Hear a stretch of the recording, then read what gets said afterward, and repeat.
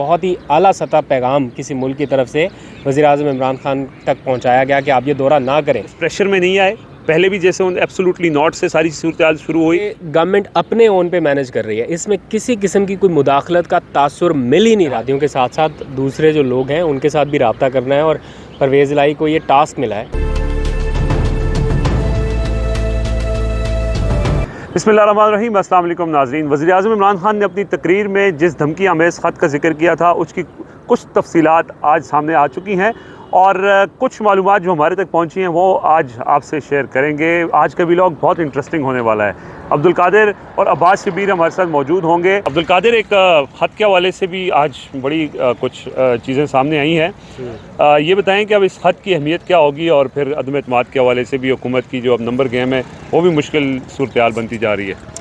देखिए, हम यहीं पे खड़े थे जब पता चला कि एक अहम प्रेस कॉन्फ्रेंस दो वज़रा करने वाले हैं और मुझे वैसे ये नहीं आइडिया था कि मुझे लग रहा था कि पॉलिटिकल मामलात के हवाले से ये प्रेस ब्रीफिंग होगी, लेकिन जैसे ही हम वहाँ पर जाके बैठे और उन्होंने बताया कि इस ख़त के हवाले से है और जिस तरह से उन्होंने चीफ़ जस्टिस को ख़त पेश करने की एक पेशकश की है, ये एक अच्छी और बड़ी मूव है।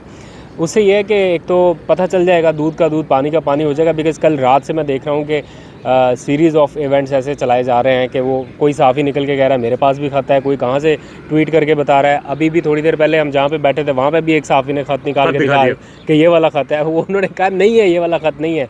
हम देख चुके हैं, 2-3 वज़रा के पास ही सिर्फ एक्सेस है। प्राइम मिनिस्टर इमरान खान ने उन्हीं वज़रा से शेयर किया जिनके ऊपर वो एतमाद करते हैं। ज़ाहिर बात है सबके ऊपर होगा, लेकिन जो मोस्ट रेलिवेंट लोग हैं उनसे है। आपकी मौजूदगी में ही सब लोग ये क्वेश्चन करने की कोशिश कर रहे थे कि ये कहाँ से आया ख़त, किस मुल्क से आया। मैंने भी ये क्वेश्चन किया कि क्या ये दौरा रूस से लिंक करता है कहीं ना कहीं, क्योंकि शाह महमूद कुरैशी साहब ये बड़े वाज़े अंदाज़ में बता चुके हैं कि दौरा रूस से पहले एक बहुत ही आला सतह पैगाम किसी मुल्क की तरफ से वज़ीर-ए-आज़म इमरान खान तक पहुँचाया गया कि आप ये दौरा ना करें। लेकिन हमने अपना नुक्ता नज़र उनको बयान किया और अपने मौक़िफ़ पर कायम रहे और ये दौरा हुआ।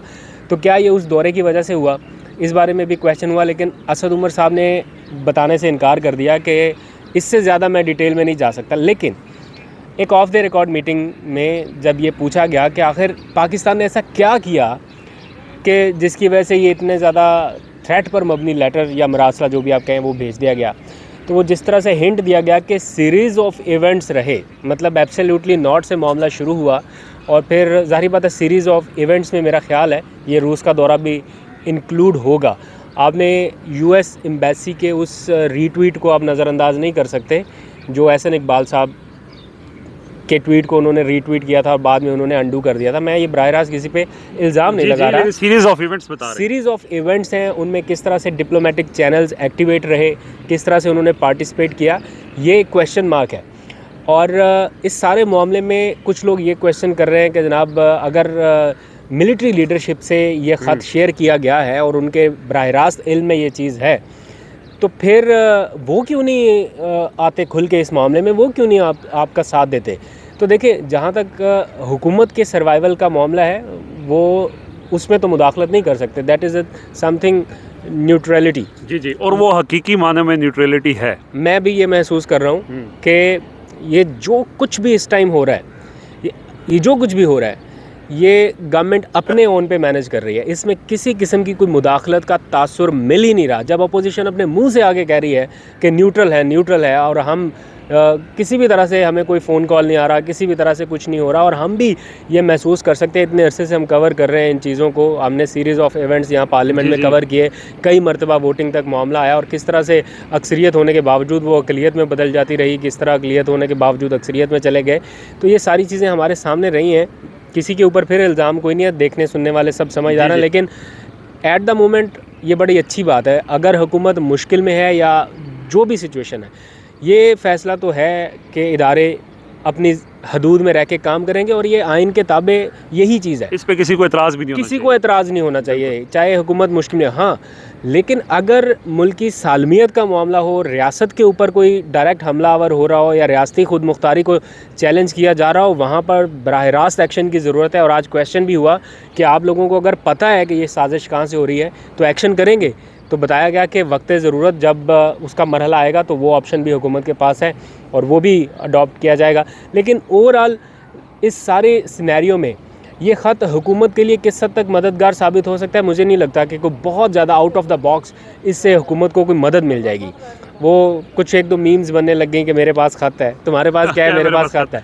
तो देखो, जो असल बैटल होनी है वो उस ऐवान में होनी है, आपके पीछे जो है बिल्कुल उसी में आपको अपना, चाहे जितने मर्जी ख़त लें, चाहे जो मर्जी कर लें, लेकिन जब तक नंबर्स गेम पे आप नहीं पूरा उतरोगे, जब तक आपके इत्तेहादी आपके साथ नहीं होंगे। अभी भी थोड़ी देर पहले ब्रेकिंग न्यूज़ चली कि आज़ाद रुकन असलम बोतानी चले गए दूसरे कैंप में।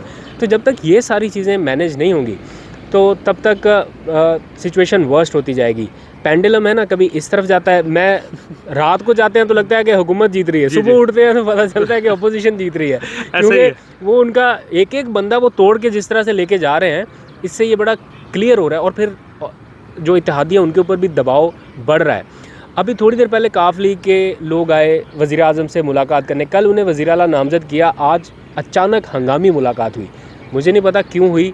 बैक एंड पे बहुत सारी चीज़ें शकूक शुबहात वो मैं आपको पता है कि क्यों हुई है, मैं आपसे पूछता हूँ। मैं सिर्फ एक छोटा सा कमेंट करके फिर अगला सवाल आपके सामने रखता हूँ कि ये जो ख़त के हवाले से अब्दुल कादिर ने बताया है कि कोई बड़ी डेवलपमेंट इससे नहीं होने वाली।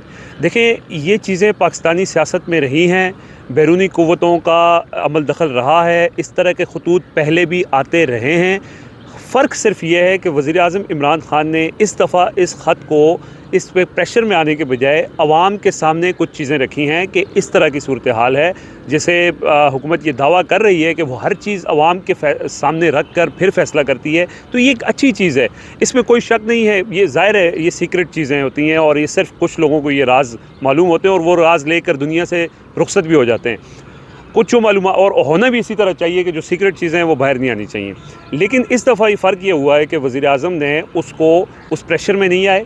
पहले भी जैसे उन एब्सोल्युटली नॉट से सारी सूरत हाल शुरू हुई, लेकिन उन्होंने अपनी कौम को भी बताया कि ये चीज़ें भी हो रही हैं, इसको भी जहन में रखें। लेकिन फ़ैसला जैसे अब्दुल कादिर ने कहा है कि पार्लियामेंट में होना है। 172 लोगों की अपोजिशन को ज़रूरत है और 172 का एतमाद हुकूमत को चाहिए। बज़ाहिर अपोजिशन के पास असलम बुतानी भी चले गए, बाप भी चले गए, नंबर्स तो पूरे हैं। लेकिन देखें, कुछ आप काफ़ी दिनों से उन लोगों का जिक्र कर रहे हैं कि जी अब अगर हुकूमत से लोग नाराज़ हुए तो अपोजिशन से नाराज़ नहीं होंगे। एक तो हुकूमत ने कुछ लोगों को इंगेज किया हुआ है, काफ लीग को वज़ारत आला मिली है तो उन्होंने भी अपने ग्रुप है।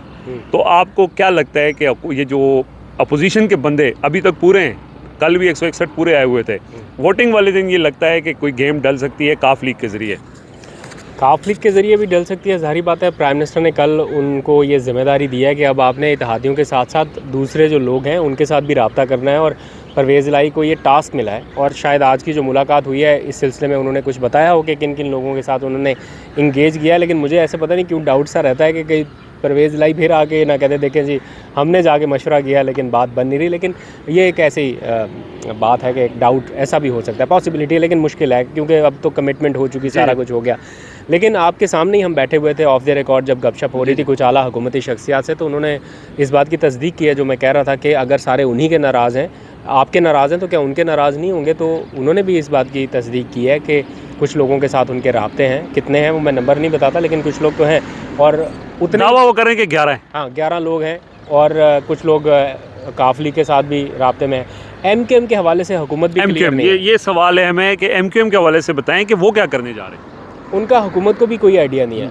हुकूमत के लोग कह रहे हैं कि वो हमारे साथ आने के लिए तैयार इसलिए नहीं है क्योंकि उनको ज़्यादा बेनिफिट जो है वो उधर से ऑफ़र किया जा रहा है, लेकिन उनको उधर से हासिल होने वाला बेनिफिट लॉन्ग टर्म नहीं है, उनके मुफाद में नहीं है। इसलिए पॉसिबिलिटी ये भी है कि वो रिज़ाइन कर दें।